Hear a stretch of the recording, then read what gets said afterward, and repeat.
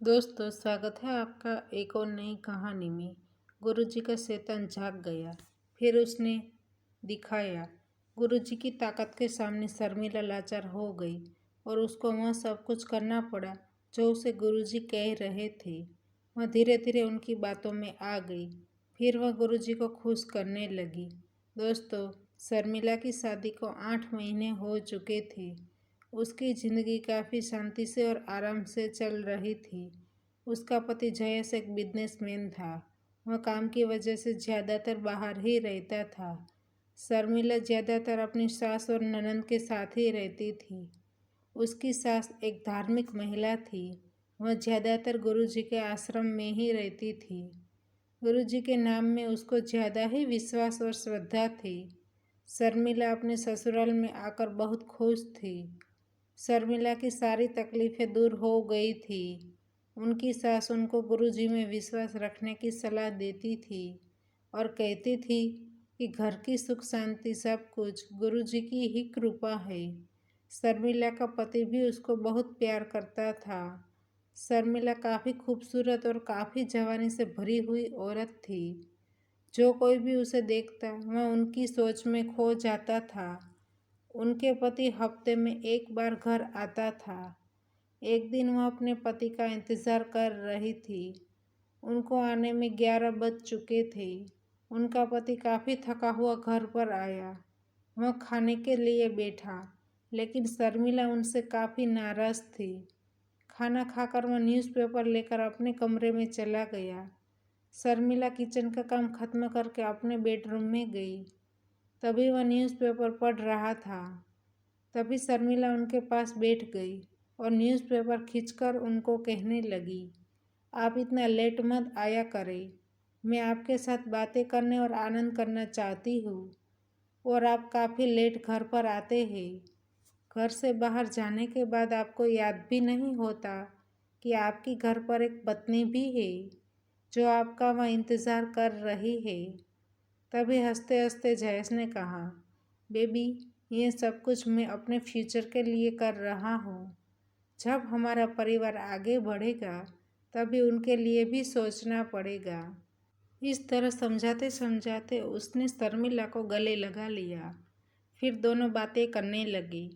उनके पति ने कहा, गुरुजी वापस आ गए हैं, क्या तुमको पता है?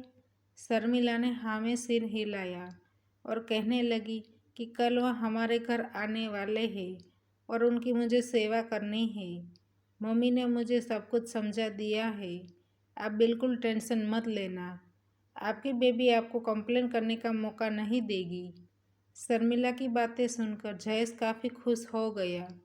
दूसरे दिन सुबह गुरुजी उनके घर आए। उनकी सास ने उनको जिस तरह से समझाया था, इस तरह से उसने गुरुजी का स्वागत किया। पहली बार शर्मिला गुरुजी से मिल रही थी। उनकी बातें सुनकर शर्मिला भी उनके साथ भक्ति में डूब गई।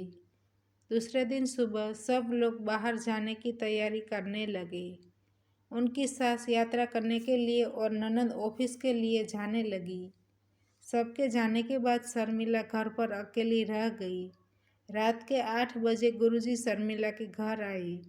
शर्मिला ने उनका स्वागत किया और चाय दी।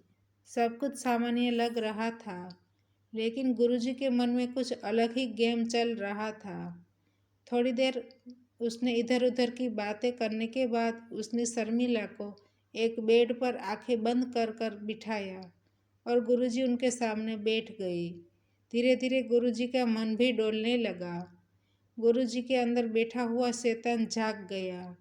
गुरुजी ने सोचा कि आज वह शर्मिला के साथ रासलीला करेंगी। गुरुजी ने शर्मिला को अपनी बातों में फंसाना शुरू कर दिया। उसने शर्मिला को कहा कि तुम्हारी वजह से तुम्हारे पति पर मुसीबत आ सकती है, क्या वह तुम चाहोगी? उसने कहा, नहीं, मैं अपने पति पर बिल्कुल मुसीबत आने नहीं दूंगी। तो गुरुजी ने कहा, मैं जो कहूँगा वह तुमको करना पड़ेगा। उसने कहा, ठीक है। फिर गुरुजी ने कहा, तुमको मेरा वो वाला काम कर देना पड़ेगा। तभी शर्मिला ने कहा, आप यह क्या कह रहे हो? आपका दिमाग ठिकाने पर तो है? तभी गुरुजी ने कहा, क्या तुम अपने पति को खोना चाहती हो? तभी शर्मिला ने कहा, किसी भी कीमत पर नहीं। फिर गुरुजी ने कहा, तुम मेरी बात मान लो तो मैं तुम्हारे पति और इस घर पर आने वाली मुसीबत से तुम लोगों को बचा लूँगा। फिर धीरे धीरे गुरुजी उनके पास आई और धीरे धीरे उसने अपना बाबूलाल भी दिखाया। उसने शर्मिला को ऐसी जाल में फंसाया। उसने कहा कि मैं तुम लोगों को सुरक्षित रखूँगा। शर्मिला उनकी बातों में आ गई और वह काम करने के लिए मजबूर हो गई। फिर गुरुजी ने उनके साथ ऐसा क्रिकेट मैच खेला कि जो वह खेलना नहीं चाहती थी। फिर सुबह चाय पीकर गुरुजी अपने आश्रम पर चले गई। जब शर्मिला के पति और सास घर पर आई तब शर्मिला टूट गई थी। वह अपने पति को देखकर रोने लगी और उसने अपने पति और सास को सब कुछ बता दिया। यह सुनकर उन लोगों के पैरों तले से जमीन खिसक गई। 2 दिन में ही पुलिस ने उनको पकड़ लिया और उनका असली चेहरा सबके सामने आ गया। यह कहानी हमको कह रही है कि किसी पर भी बिना सोचे समझे भरोसा करना कितना खतरनाक हो सकता है। दोस्तों, हमारी कहानी यहीं पर समाप्त होती है। आपको कहानी पसंद आई है तो वीडियो को लाइक करें और शेयर करें और चैनल पर नए हैं तो चैनल को सब्सक्राइब करें और हाँ, नोटिफिकेशन बेल को ज़रूर दबाइए ताकि आने वाली अगली अपडेट आपको सबसे पहले मिल सके। धन्यवाद।